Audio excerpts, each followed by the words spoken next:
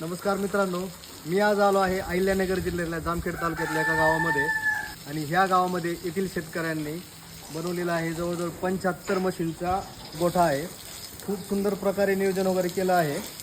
त्यांनी काय केलेलं आहे मित्रांनो, ह्या म्हशीची जी मलमूत्र वगैरे जे आहे ते सगळं मलमूत्र एका टँकमध्ये साठवलेलं आहे आणि तेच मलमूत्र ते पिकाला देतात. ते कसं देतात ते आपण पाहूया. सगळं मलमूत्र ते ह्या एका टँकमध्ये साठवतात. एक खड्डा त्यांनी केलेला आहे, त्याच्यावरती ताडपत्री हातरेली आहे. त्या ताडपत्रीवरती ते सगळं मलमूत्र साठवतात आणि त्याच्यामध्ये एक पंप बसवला आहे. त्यांनी ते पूर्ण मलमूत्र शेतामध्ये पाण्याच्या स्वरूपामध्ये आपल्या त्यांच्या पिकाला वगैरे दिलं जातं.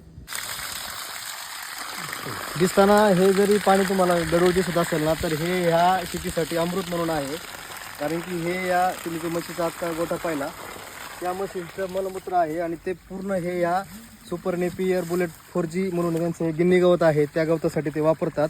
तुम्ही मागं पाहू शकता, खूप सुंदर प्रकारे याची वाढ वगैरे झालेली आहे आणि याला ते कसलंही रासायनिक खत वगैरे देण्याची गरजच नाही.